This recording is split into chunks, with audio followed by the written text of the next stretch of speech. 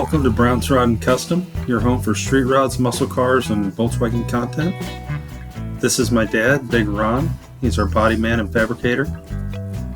This is my beautiful wife, Megan, our editor-in-chief and supporter.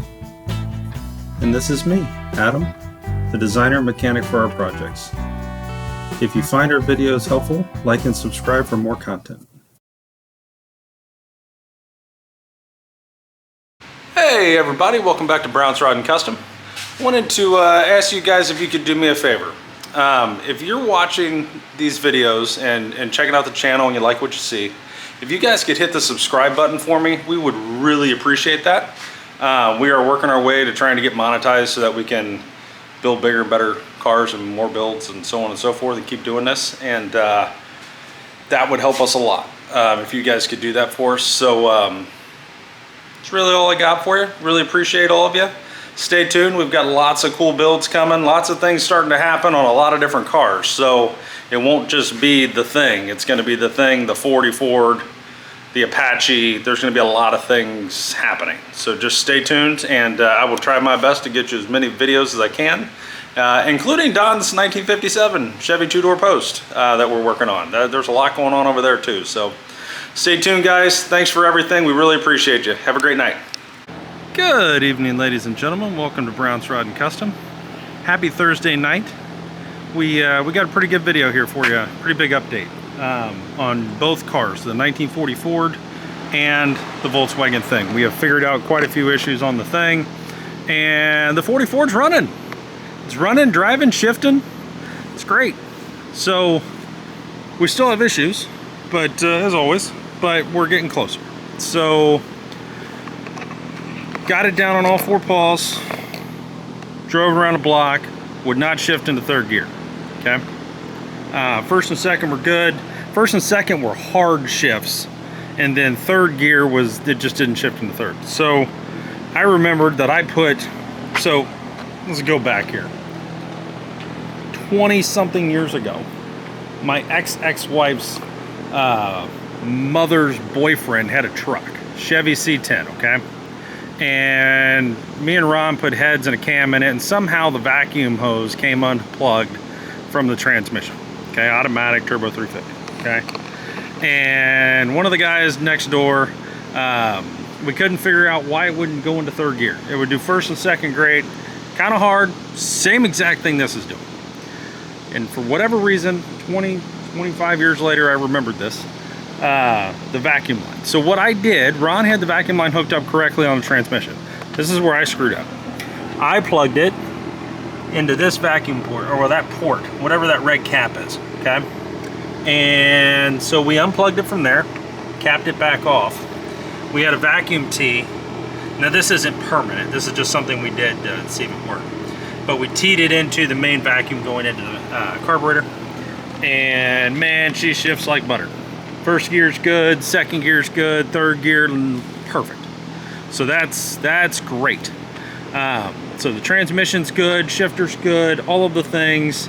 It's not making, we have eliminated the banging sound that we had with the Saginaw 4-speed. So that definitely was the issue, so that's good to know. Now, the problem that we have and the issues we're having right now is it's just kind of running like crap. So I believe my plugs are fouled out, and I want to double check my timing, and definitely need to pay closer attention on how to adjust a Holly. I think I've done it pretty good. I got the idle set. I think I've set the bowls and everything right. I think I've set the what do you call it, accelerator pump to 0.15, but 0.015, but with a feeler gauge under here, but I don't know if that's 100% right. But the problem is not a dead flat spot. The problem now is it just runs like shit. So it's just, you know, backfiring, doing all kinds of stupid shit. So we're gonna get all that figured out tomorrow. So tomorrow's goal is, for this car anyway, is to pull the plugs. If they look good enough to clean, we'll clean them, put them back in. Go around, make sure everything's tight, make sure we don't have any vacuum leaks, like the carburetor to the manifold, so on and so forth. And then from there, we'll get it running and check our timing, make sure our timing's right and good. We do have the degreed harmonic balancer, which is helpful. You can actually see our white line on there. So we'll get that dialed in tomorrow morning as well, and see what happens. I feel like it's a plug issue. I definitely know I've got some things probably not 100% right going on with this carburetor, but we're gonna mess with it tomorrow, try to dial it in. Hollies have always been our kind of Achilles heel.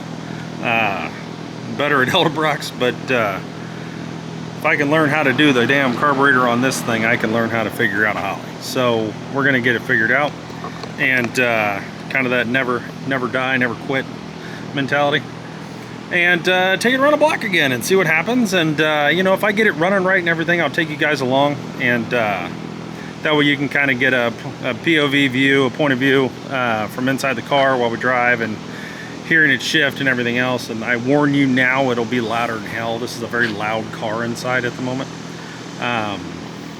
But that's where we're at here. That's the State of the Union on the 1940 Ford two-door sedan.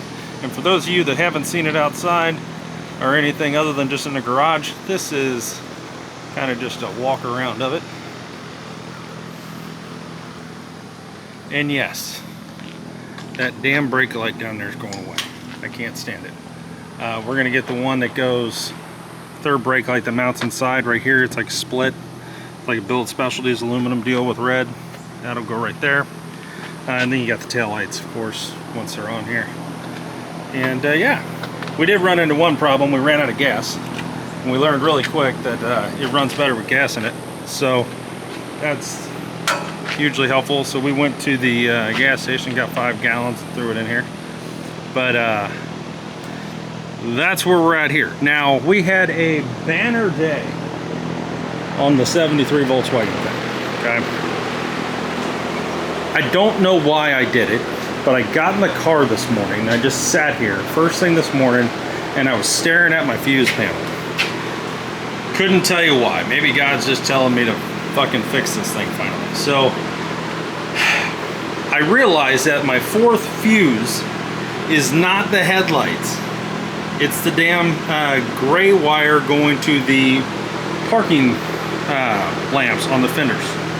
Okay, so that changed some things. I started thinking about it, and I said, you know, these were a real pain in the ass when we put them on here, because you got to get them right. This wire wants to pop off.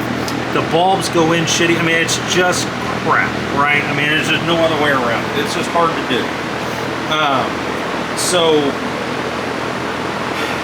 what I did, I took the lenses off, I unbolted these, both sides, okay? Got in it, hooked the battery up, put a new fuse in.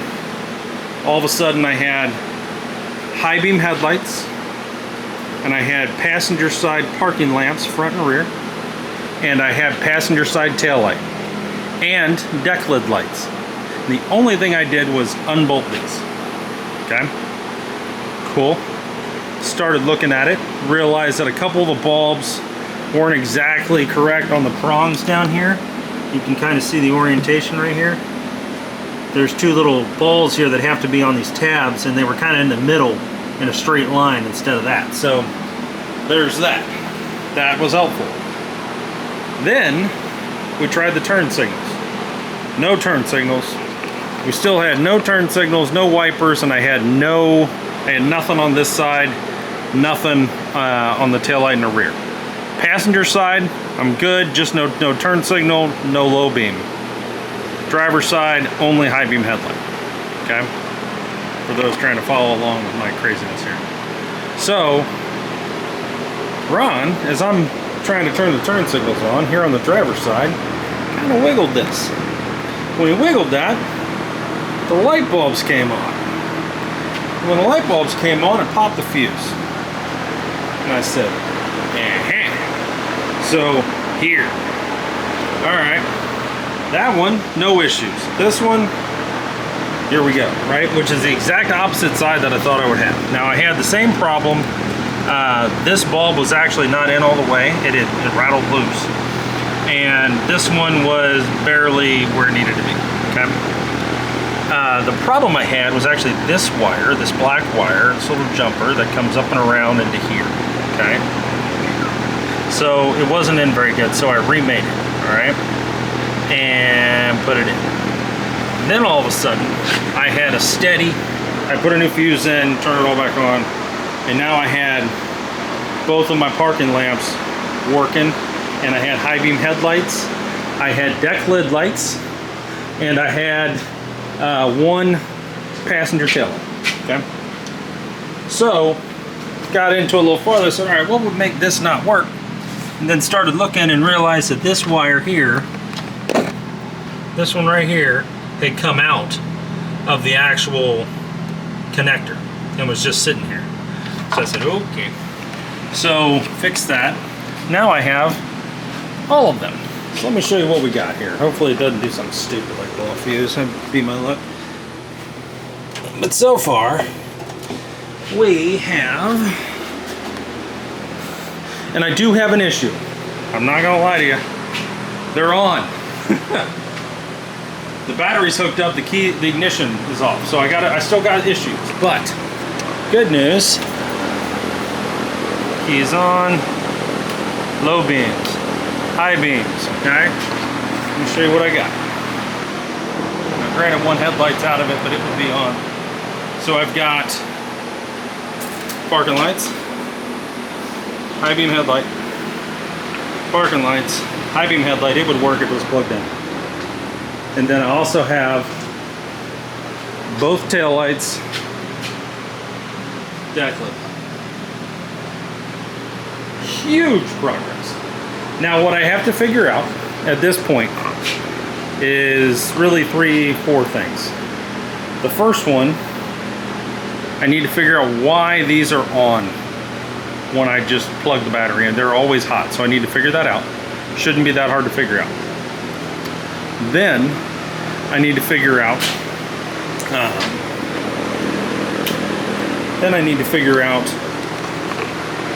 why I have no power to my low beams. So I checked up here with my tester, and on the low beams I have no power coming out of the fuse block going into that. So coming in or out of the fuse panel. So on the low beams. So I got to figure that out. That should fix that. And then I got to figure out turn signals. And I wouldn't be surprised if fixing one thing didn't fix two things. So that is kind of the state of the union here on the thing. But we are starting to get lights. We have dash lights, which is great. But I'm just really happy to see things start working, right? We no longer pop when we pull the, go to low beams on the headlight switch. That's fixed. I have not tried the hazards. I'm almost afraid to. I want to figure out the turn signal problem before I get into that, because I know I'm just going to pop a fuse. Again, from a standpoint of yesterday we had high beam headlights and nothing else, to today we have high beam headlights, parking lamps, tail lights, deck lid lights, dash lights. That is a huge step in the right direction. So I'm on it, boys. I'm walking around this son of a bitch trying to figure it out one step at a time. It is kind of a, it's a mental thing, you know. I took a really nice 20-minute nap today after doing this because it just wore me the hell out. But just thinking, why did this do this? Where does this go? How did I hook that up? And just working my way through this. I mean, wiring, for me anyway, and some of you might feel the same way, it's one of those deals where you got to be in the mood to do it. And when it goes completely to hell, you're better off just stopping. And I've had that happen for a month now. So now that I've actually had a good day on it and I've made some progress, I'm feeling much more willing to work on this thing. So anyway, guys, that's what I have for you today. Tomorrow should be a pretty good day. I'm going to continue working on the lights on the thing. Should make some progress there. We're going to get the 44 dialed in as much as possible. If I got to buy a jet kit and nobody has it in stock, we'll get it coming, and then we'll just play with that. It might be the accelerator pump jet or nozzle squirter, whatever you want to call it.